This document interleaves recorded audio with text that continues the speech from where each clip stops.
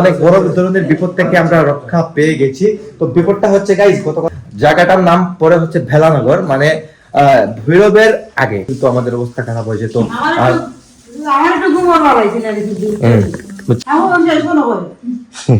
Guys এরকমই ঘটনাটা ঘটেছিল, মানে আমার কাছে লেগেছিল মনে হয় এই বোধহয় সবকিছু শেষ, কারণে উপরওয়ালার সহায় আমরা বেঁচে ফিরেছি। যাই হোক, তো মানে শুধু guys, hello guys, welcome to my new blog. কেমন আছেন আপনারা সবাই? আশা করছি আপনারা সবাই ভালো আছেন, আমি ভালো আছি। তো চলে এলাম নতুন একটা ভিডিও নিয়ে আপনাদের সামনে। তো 2 দিন ব্লগ আপলোড করতে পারি নাই, যার জন্য তো ঢাকাতে ছিলাম, অনেক ঝামেলায় ছিলাম। মায়ের ডক্টর দেখাতে গিয়েছিলাম, অ্যাপয়েন্টমেন্ট ভালো রকমই হয়েছে, তো ভালো রকম হয়েছে, বিদায় ভালো লাগতেছে। আর রিলস ভিডিওতে আপনাদের সাথে আমি শেয়ার করেছিলাম অনেক বড় ধরনের বিপদ থেকে আমরা রক্ষা পেয়ে গেছি। তো বিপদটা হচ্ছে গাইস, গতকালকে আমরা ঢাকা থেকে মৌলভীবাজার আসার পথে, জায়গাটার নাম পরে হচ্ছে ভেলানগর, মানে ভৈরবের আগে। তো ওখানে আমরা ড্রাইভ তো গাইজ ভালো রকমই হচ্ছিল, আমার বন্ধু কয়েকজন ড্রাইভ করছিল, ওকে তো নিয়ে আমি সবসময় যাই, যেখানে যাই। তো ড্রাইভিং এর সময় হঠাৎ করে সামনে দেখা যায় যে একটা শিয়াল এসে গেছে। তো শিয়ালটা কিভাবে আসছে না আসছে সেটা কিন্তু আমি নিজেও বলতে পারি না, আমি কিন্তু রাস্তা থেকে চেয়েছিলাম, তো বলতেই পারি না কিভাবে আসছে। তো এই শিয়ালটাকে মানে যদি মেরে যেত তাহলে কিন্তু হতো কি, গাড়িটা উল্টে যাওয়ার সম্ভাবনা ছিল, মানে এরকম একটা পরিস্থিতি ছিল আর কি।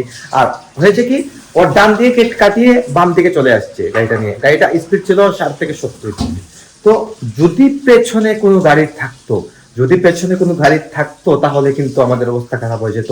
আর আমার একটু ঘুমার বাবাইছিল আর কি, বুঝছে একটু ঘুমার বাবাইছিল, আর যে নে গাড়ি এবং মসমতি শুরু হইছে, কত চোখমুখা ও মানে আমার একটু চোখমুখা না, আর মসমতি শুরু হইতে আমার জান লাগিছে বাড়ি যাবো। এরকমই ঘটনাটা ঘটেছিল, মানে আমার কাছে লেগেছিল মনে হয় এই বোধহয় সবকিছু শেষ, এরকম লেগেছিল। এই সবকিছু শেষ হয়ে যেত গাইস যদি পেছনে একটা গাড়ি থাকতো। গাড়িটা কিন্তু অনেক দূরে ছিল পেছনের, তো যার কারণে উপরওয়ালার সহায় আমরা বেঁচে ফিরেছি। যাই হোক, তো মানে শুধু গাইস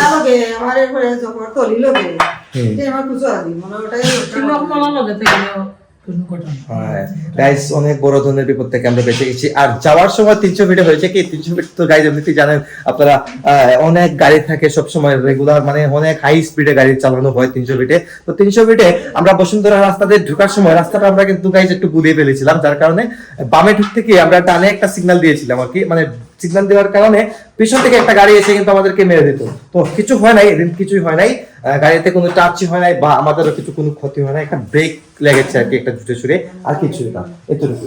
যাই হোক গাইস, আপনাদের সবার আশীর্বাদে, সবার দোয়ায় আমরা কিন্তু বেঁচে পেরেছি, এবং ইভেন আমাদের গোপালের আশীর্বাদ সবসময় আমার সাথে থাকে আমাদের, আর মায়ের সাথে সবসময় গীতা থাকে, আমরা সবসময় গীতা পড়ি, গোপালকে দেখেই বিদায়। আর কোথাও বের হতে হলেও কিন্তু হনুমানজিকে ডেকে, গোপালকে ডেকে কিন্তু আমরা ঘুম থেকে বের হই, যার কারণে হয়তো আমরা বেঁচে ফিরেছি। আর বাচ্চা মা তো গাইস সবকিছু উপরওয়ালার হাতে, তারপর সবার আশীর্বাদ, সবার ভালোবাসা নিয়ে কোথাও বের হতে হয়। যাই হোক, তো আজকে রবিবার থাকার কারণে সকালে মা ঢাকা থেকে এসে সকালেই মা ভুক দিয়েছিলেন, ঘুমও হয় নাই ঠিকঠাক মতো, কারণ রাত্রে আসতে 3টা বেজে গিয়েছিল। দেখুন এদিকে প্রসাদ মাখিয়ে আমাকে দিয়েছেন, গোপালের প্রসাদ তো গাইস একটু খেতে হয়। তো আপনারা দেখতে পাচ্ছেন গাইস, সবসময় গোপালকে ডাকার একটা ফল এটা। আর যাই হোক, প্রসাদ লেগেছেন, এদিকে পায়েসও তৈরি করেছেন, পায়েস খাবো। আর আমরা রাত্রে গতকালকে খাওয়া দাওয়া করেছি আমরা রাজমণিতে আমরা সবসময় দাঁড়াই, মানে এখনই খাওয়া দাওয়া করি ঢাকা থেকে আসার পথে, যাওয়ার পথে। তো আমি তো গাইস আপনারা জানেন কয়েকদিন পর পরে ঢাকায় যাই, কাজে যাই, ঘুরতে যাই, অনেক কাজে যাই। মা তো গাইস প্রথম গিয়েছিল, আর মাকে নিয়ে যাওয়ার সময় আমার একটু ভয় করছিল, কারণ আমি জানি কিছু হবে না, তারপরও গাইস একটু ভয় তো কাজ করে, জানেন। আমি একা গেলে যেরকম আমার কোনো বই লাগে না, জানি না কেন। আমার ফ্যামিলির সাথে থাকলে কিন্তু আমার সবসময় ভেতরে একটা মানে অন্যরকম একটা কাজ করে, আমি এটা হয়তো বলে বোঝাতে পারবো না। তো যাই হোক, সবকিছুর পর ভালো হয়েছে, এসে গেছি উপরওয়ালার কৃপায়, সবার আশীর্বাদে, আপনাদের দোয়ায়। তো সাপোর্ট করে যাবেন আমাকে, যাতে রেগুলার ব্লগ আমি আপলোড করতে পারি। তো গাইস এখন হয়ে গেছে সন্ধ্যা, আর 2 দিন ঘুমা করাতে গাইস মাথাটা একদম পেইন করতেছে। তো কিছুক্ষণ রেস্ট করছিলাম, তাই একটু নিচের দিকে, নিচে অবশ্যই মা পিছনে সবাই আছেন, এই দেখুন গাইস সবাই কিচেনে আছেন।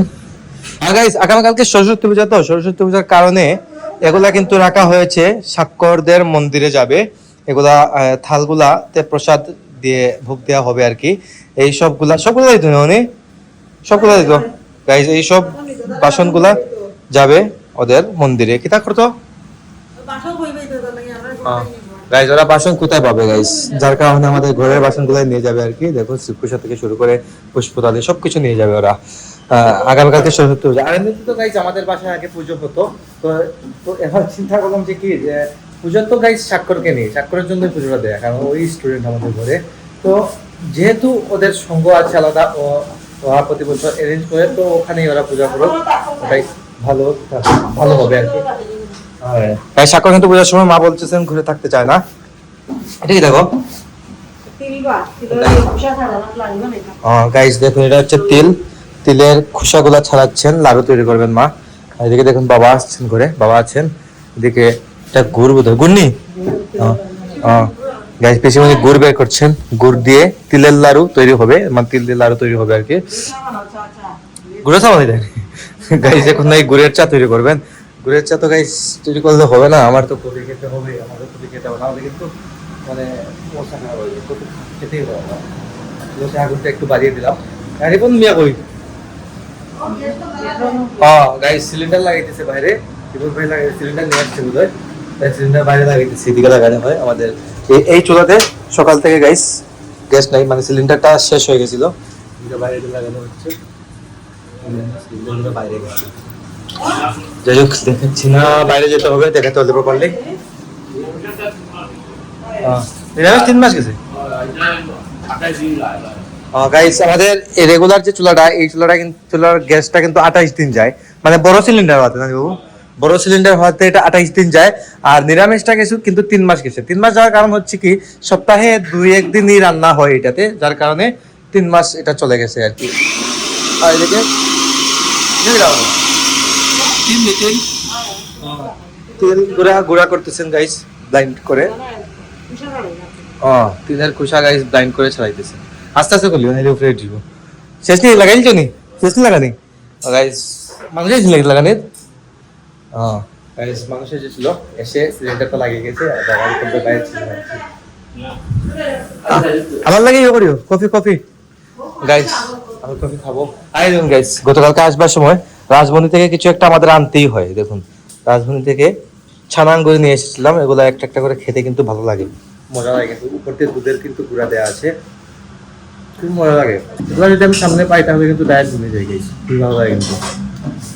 তাই যতবারই ঢাকাতে যাই, আসবার সময় এটা 1 কেজি নিয়ে আসতেই হবে আমাদের ঘরে, সবারই ভালো লাগে। তো গাইজ এখন শুরু করে দেবো এডিটিং। আর আগামকালকে হচ্ছে সরস্বতী পূজা, তার জন্য সবাইকে আগাম পুজোর শুভেচ্ছা জানাই। আর গাইজ আমাদের এলাকার চারপাশে কিন্তু পুজো, তো চারদিকে কিন্তু সাউন্ডের শব্দ শোনা যাচ্ছে, গানের শব্দ শোনা যাচ্ছে। যাই হোক, তো অনেক মজা হবে আগামকালকে, বিশেষ করে গাইজ এগুলো স্টুডেন্টরা মজা করে সরস্বতী পুজোতে, তো আমাদের তো আর কিছু করার নেই। তো আমি এখন এডিটিং শুরু করবো, সকাল 9টায় ব্লগ আসছে। আর আজকের ব্লগটা আমি এখানে এন্ড করে দিচ্ছি। আপনারা আমাকে ফলো করতে চাইলে আমার ফেসবুক ইনস্টাগ্রামে ফলো করতে পারেন, আমার ফেসবুক ইনস্টাগ্রাম লিঙ্ক নিচে ডেসক্রিপশনে পেয়ে যাবেন। অ্যান্ড আই হোপ আজকে ভিডিওটি আপনাদের ভালো লেগেছে। ভিডিওটি ভালো লাগলে অবশ্যই লাইক করবেন, কমেন্ট করবেন, শেয়ার করবেন, এবং চ্যানেল নতুন হয়ে থাকলে সাবস্ক্রাইব করে আমাকে সাপোর্ট করবেন। দেখা হচ্ছে নেক্সট ভিডিওতে, ততক্ষণ ভালো থাকুন, সুস্থ থাকুন। Thank you so much for watching.